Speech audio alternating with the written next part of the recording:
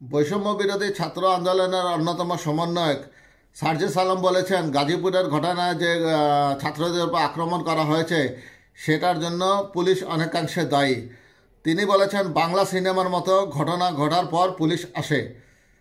অন্তর্বর্তীকালীন সরকারকে উদ্দেশ্য করে বৈষম্য বিরোধী ছাত্র আন্দোলনের কেন্দ্রীয় সমন্বয়ক সার্জিস আলম বলেছেন, যে পুলিশ প্রশাসনকে নতুন করে চেয়ারগুলোতে বসিয়েছেন সেই পুলিশ বাংলা সিনেমার মতো ঘটনা ঘটার পর আসে।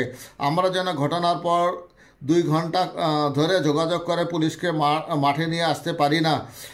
যে ছাত্র জনতা রক্ত দিয়ে জীবন দিয়ে আপনাদের সরকারে বসিয়েছে তাদের জীবনের নিরাপত্তা কে দিবে? ছাত্র জনতার উপর হামলার প্রতিবাদে শনিবার 8ই ফেব্রুয়ারি বিকেলে গাজীপুরের জেলা প্রশাসকের কার্যালয়ের সামনে বিক্ষোভ সমাবেশে এসব কথা বলেন তিনি। সার্জিস আলম বলেন, খুনি শেখ হাসিনা দেশ ছেড়ে পালিয়েছে। বাংলাদেশের যে 23টি জেলায় একটি রণক্ষেত্র হয়েছিল সেই 2-3টি জেলার ছাত্র জনতা বুক পেতে রক্ত দিয়ে সামনে থেকে এই অভ্যুত্থানের নেতৃত্ব দিয়েছিল। তাদের মধ্যে একটি জেলা হচ্ছে গাজীপুর।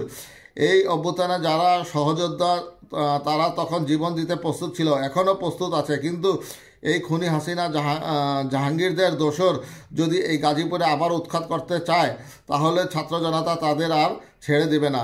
তিনি বলেন, গতকালকে আমাদের অনেক সহযোদ্ধাকে রক্তাক্ত করেছে তারা, অর্থাৎ আওয়ামী লীগরা।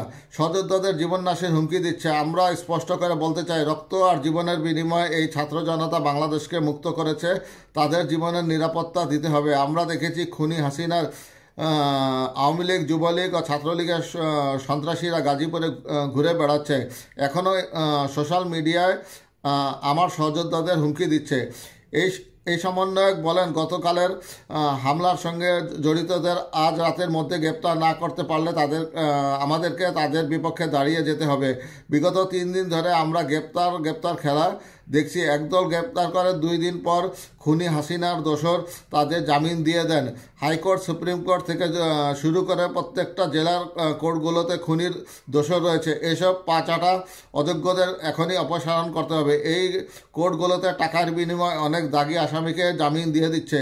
তিনি বলেন, আজ সকালে প্রশাসনের সঙ্গে মিটিং ছিল, সেখানে বলে এসেছি এসব গ্রেপ্তার খেলা বন্ধ করুন। বাংলাদেশে এই সন্ত্রাসীদের গ্রেপ্তার করার জন্য নতুন অপারেশন চালাতে হবে। প্রসঙ্গত, গত শুক্রবার 7ই ফেব্রুয়ারি রাতে গাজীপুর সিটি কর্পোরেশনের ধীরাশ্রম এলাকায় সাবেক মুক্তিযুদ্ধ বিষয়ক মন্ত্রী আ.ক.ম মোজাম্মেল হকের বাড়িতে ছাত্রদের উপর হামলা করে আওয়ামী লীগের মন্ত্রীরা। এদিন রাতে পুলিশের সঙ্গে যোগাযোগ করলেও বিলম্ব করে ঘটনাস্থলে পৌঁছায় পুলিশ সদস্যরা।